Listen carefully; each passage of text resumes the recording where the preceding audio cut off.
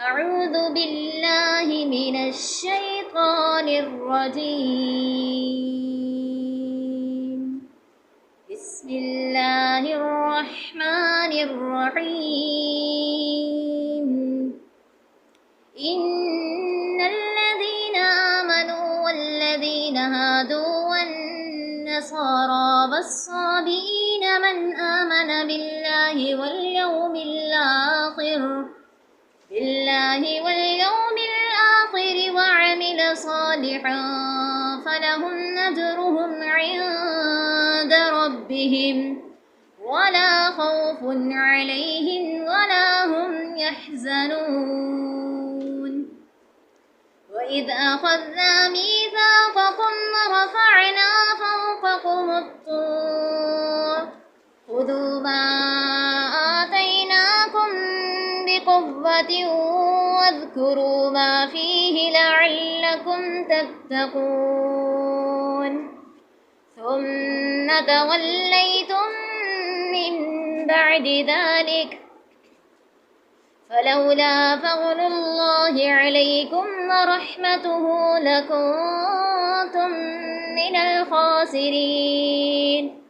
ولقد علمتم الذين اعتدوا منكم في السبت فقلنا لهم كونوا قردة خاسئين فجعلناها نكالا لما بين يديها وما خلفها وموعظة للمتقين. وإذ قال موسى لقومه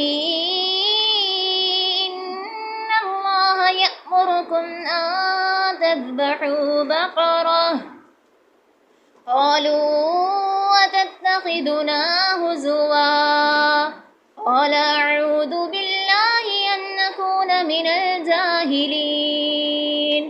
قالوا ادع لنا ربك يبين لنا ما هي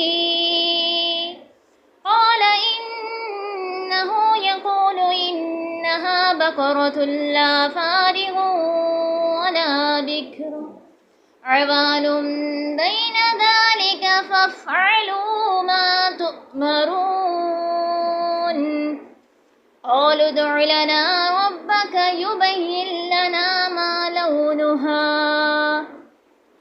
قال إنه يقول إنها بقرة صفراء فاقع لونها تسر الناظرين.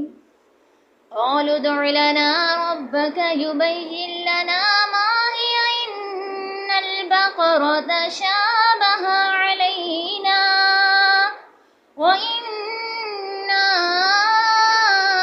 إن شاء الله لمهتدون. قال إنه يقول إنها بقرة لا ذلول تثير الأرض ولا تسقي الحرث مسلمة لا شية فيها. قالوا الآن جئت بالحق فذبحوها وما كادوا يفعلون.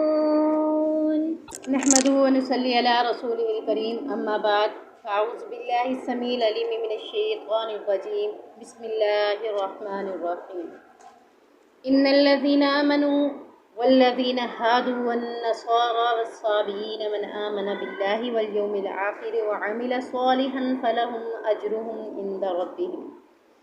بے شک وہ لوگ جو ایمان لے آئے اور وہ لوگ کہ جو یہودی ہیں اور نصارہ ہیں اور صابی ہیں، جو بھی اللہ پر اور یوم آخرت پر ایمان لائے گا اور نیک عمل کرے گا تو ان کے لیے ان کا اجر ان کے رب کے پاس ہے، اور ان پر نہ کوئی خوف ہوگا اور نہ ہی وہ غمگین ہوں گے۔ ہم پیچھے پڑھ رہے تھے بنی اسرائیل کے اوپر انعامات کا ذکر کہ اللہ رب العزت نے بنی اسرائیل پر بہت زیادہ انعامات کیے، لیکن انہوں نے ان انعامات کو دیکھنے کے باوجود بھی اللہ رب العزت نے انہیں جو احکامات دیے تھے ان میں کیا کیا؟ نافرمانی کی۔ تو اللہ تعالیٰ نے ان کی بدعمالی کی صورت میں ان کے اوپر سزائیں نازل کی، انعامات بھی دیے اور بدعمالی کی صورت میں سزائیں بھی دی ہیں۔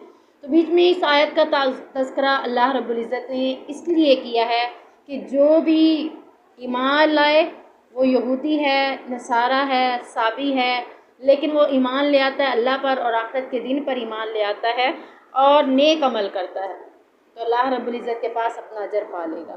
یعنی اللہ رب العزت نے صرف مسلمانوں کے لیے یہ نہیں رکھی نعمت، یہ نعمت ہر اس شخص کے لیے رکھی ہے، وہ چاہے یہودی پہلے ہے، صابی ہے، نصارہ ہے، کسی بھی تعلق کسی بھی چیز سے رکھتا ہے، یعنی یہود و مشرک سے ہے، نصارہ سے ہے، صابی سے ہے، یعنی مجوسی سے ہے، لیکن اس کے بعد وہ اپنے مذہب کو چھوڑ دیتا ہے، ایمان لے آتا ہے اللہ پر، کیونکہ یہ جو یہودی ہیں، نصارہ ہیں، اللہ کو مانتے تو ہیں پر اللہ کے حوالے سے وہ کنسیپٹ نہیں ہے جو اللہ رب العزت ہمیں دینا چاہتا ہے۔ اللہ رب العزت کیا کہتا ہے کہ میں اکیلا ہوں، میرے ساتھ کوئی بھی شریک نہیں ہے۔ تو ہر مذہب کے لوگ اپنے اپنے طور پر اللہ کو مانتے ہیں، لیکن اللہ کو ماننا ان کا جو اللہ رب العزت کنسیپٹ دینا چاہتا ہے وہ نہیں ہے۔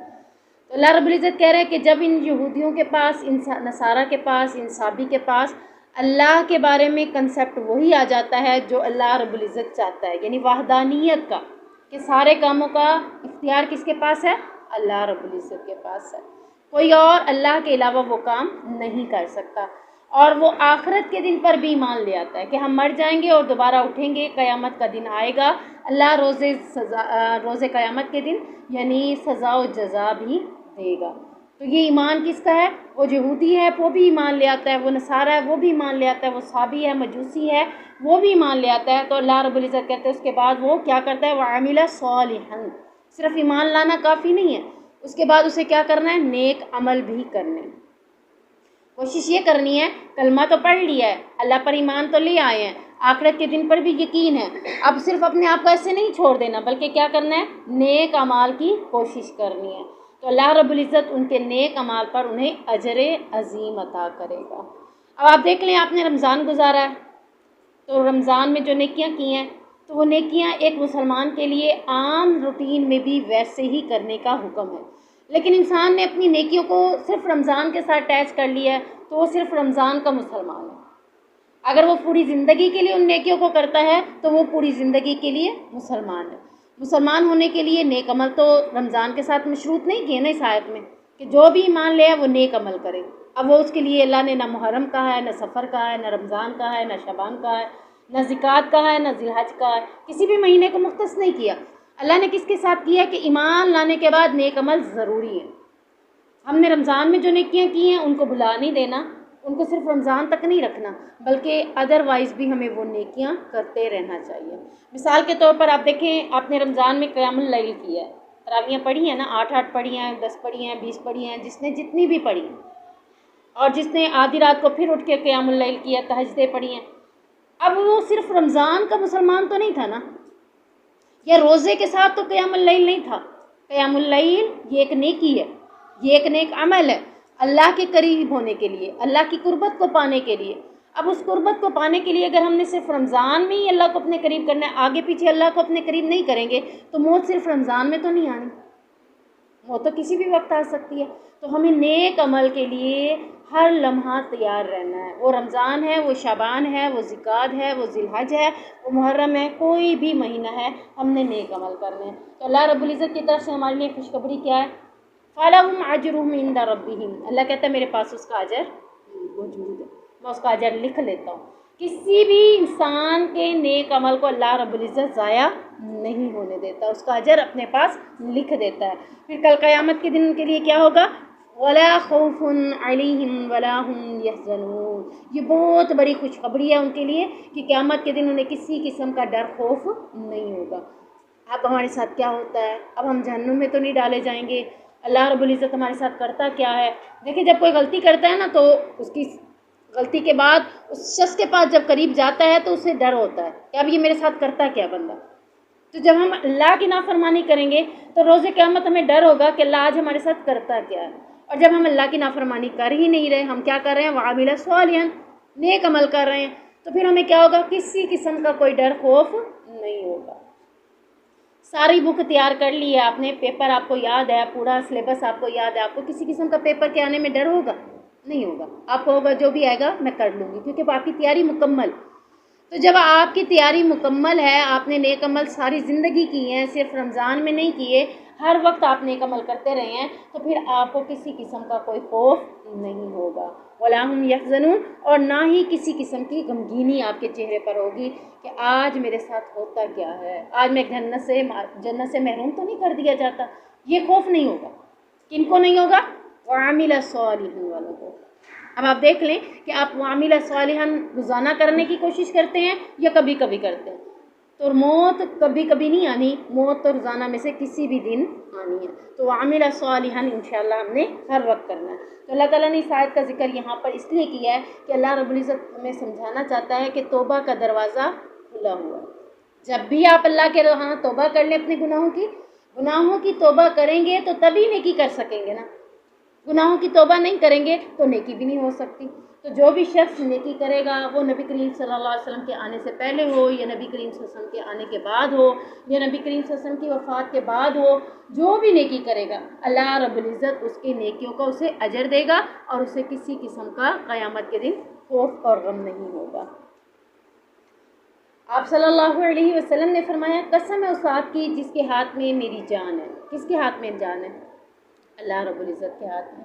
میری اس امت میں جو شخص بھی میری بابت سن لے، یعنی میرے بارے میں سن لے، وہ یہودی ہے یا عیسائی ہے، پھر وہ اس چیز پر ایمان نہ لائے، یعنی جو میں نے کہا، نبی کریم صلی اللہ علیہ وسلم نے کیا کہا؟ اللہ پر ایمان لے، اللہ کی اطاعت کرو، نبی کریم صلی اللہ علیہ وسلم کی اطاعت کرو. یہ ساری باتیں جو قرآن کے اندر ہیں وہ اللہ رب العزت نے وحی کے ذریعے نبی پر اتاری اور نبی کریم صلی اللہ علیہ وسلم نے خود اپنی زبان سے ہمیں بتائیں.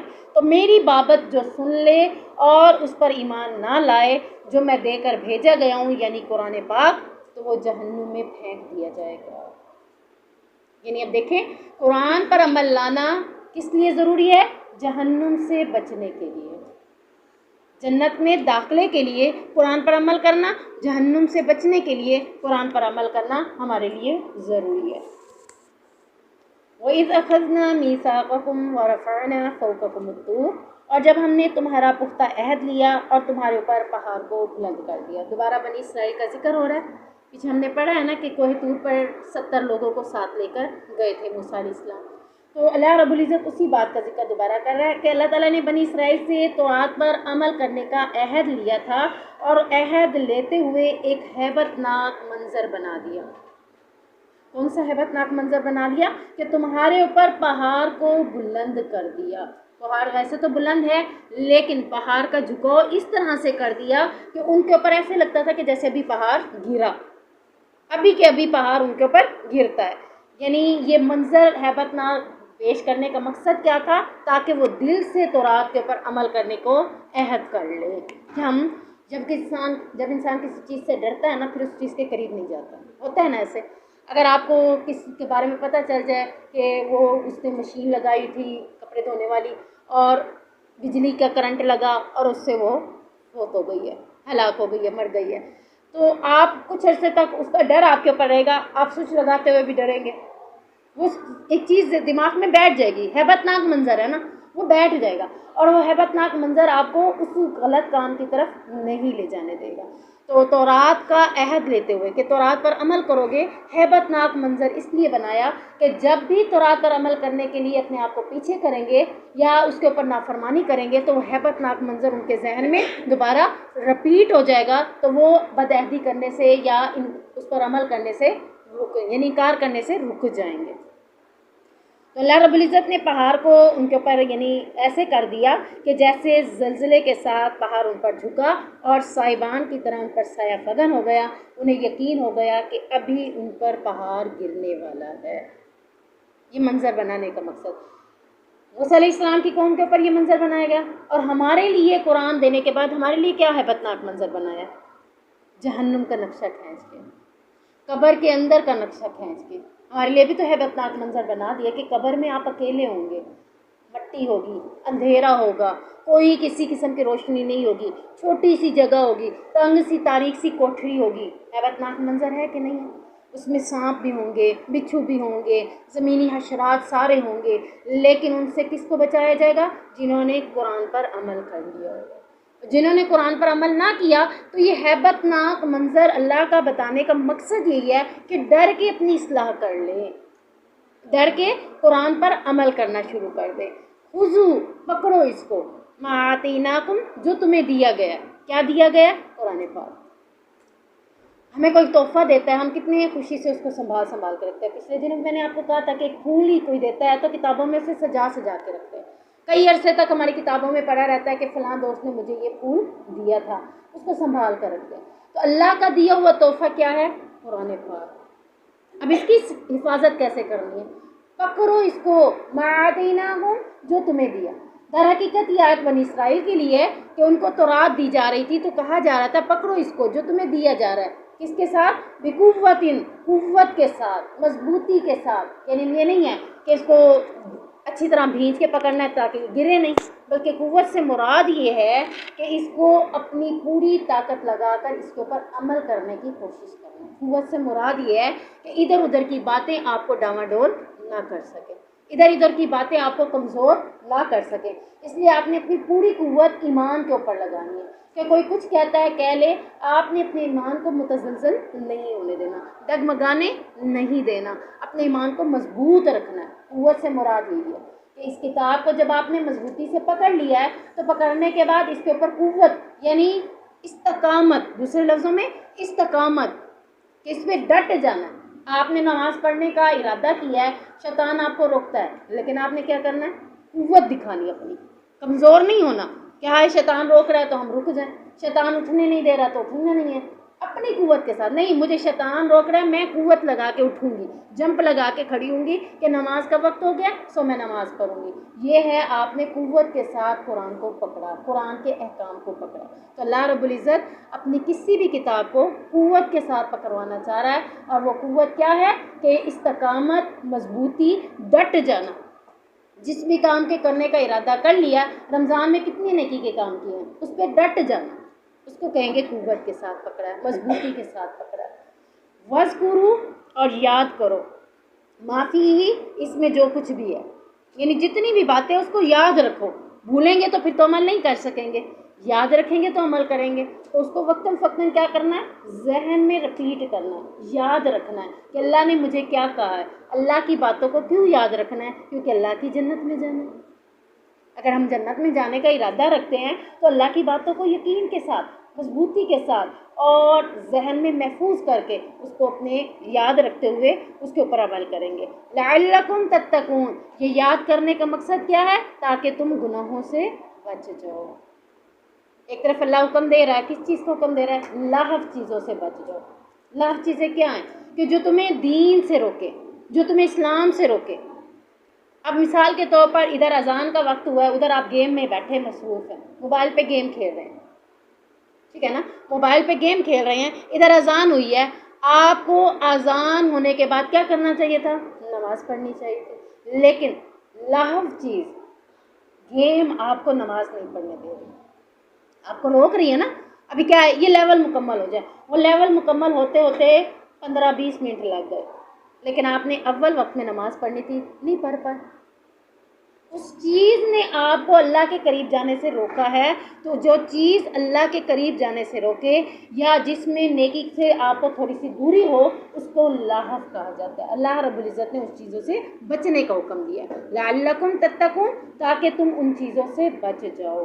अब ये याद रखेंगे कि अल्लाह रब्बुल इज़्ज़त का हुक्म क्या है कि जब भी अल्लाह की तरफ से कोई बात आए तो समिअना व अताना, ठीक है ना, सुन ली हमने, अजान सुन ली, अब क्या करना है? व अताना, अतात करनी है। अतात कैसे होगी? उसको अदा करेंगे। अगर हम समिअना सुन भी लेते हैं, व असैना, अताना की बजाय व असैना कर लेते हैं, नाफरमानी कर लेते हैं, हम गेम में मशगूल बैठे हुए हैं, अच्छा पढ़ते हैं करते रहते हैं और अपने काम में मसरूफ़ है, किसी भी काम में, ये गेम तो मैंने एक एग्जाम्पल दी है, ठीक है ना, किसी भी चीज़ में आप मसरूफ़ रह गए, नमाज से पीछे हो रहे हैं, तो वो चीज़ किस में आ गई? लाह में आ गई। अल्लाह उस चीज़ से कह रहा है लअल्लकुम तत्तकून, ये चीज़ें याद रखो ताकि तुम्हें उन चीज़ों से बचा सकें। सुम्मा तवल्लैतुम मिन बादि ज़ालिक, फिर तुम उसके बाद फिर गए, यानी पुख्ता अहद करने के बाद, पुख्ता अहद किया ना, हैबतनाक मंजर भी देखा, कब्र का नक्शा भी हमारे सामने है, क़यामत का नक्शा भी सामने है, जहन्नुम का नक्शा भी सामने है, लेकिन फिर भी हम अल्लाह की बातों पर अमल नहीं कर रहे। सुम्मा तवल्लैतुम मिन बादि ज़ालिक, हम फिर गए, हम अल्लाह की बातों को पास अहद करने के बाद फिर गए हैं, فلولا فضل اللہ علیکم ورحمتہ، اگر اللہ کا فضل اور اس کی رحمت نہ ہو تم پر، لکنتم من الخاسرین، تم تو نقصان پانے والے ہو سوگے۔ یعنی اللہ کا فضل ہے، اللہ کی نعمت ہے کہ اللہ رب العزت پھر بھی تمہیں پھرنے کے بعد دوبارہ اپنے ساتھ جوڑ لیتے۔ مرد جو اپنی بیوی کو کسی کے ساتھ بیٹھتے ہوئے پسند نہیں کرے گا، حلالہ کے لیے تیار ہو جاتا ہے کہ چلو دوبارہ میری بیوی میرے پاس تو آئے گی۔ تو یہاں پر کیا ہے کہ وہ بھی اسی کی سوچ کے مطابق اس کو فتوے دے رہے ہیں۔ تو اللہ رب العزت کہہ رہے ہیں کہ نذرانے بند ہونے کی وجہ سے، متنفر ہونے کی وجہ سے، یا پھر جگہ چھوٹ جانے کی وجہ سے، تھوڑی سی قیمت کی وجہ سے تم حق بات کو کبھی بھی نہیں چھپا سکتے۔ حق بات کو چھپانے سے اللہ نے منع کر دیا۔ اللہ نے ایسے لوگوں کے لیے بڑی خرابی اور عذاب کی وعید سنائی ہے۔ کو یہ چھوٹے گناہوں کی وجہ سے پکڑا جائے گا تو یہ گناہ اسے ہلاک کر دیں گے۔ تو اللہ رب العزت ہمیں بڑے گناہوں کے ساتھ ساتھ چھوٹے گناہوں سے بھی بچنے کی توفیق عطا فرمائے۔ سبحانک اللہم و بحمدک، اشہد ان لا الہ الا انت، استغفرک و اتوب الیک۔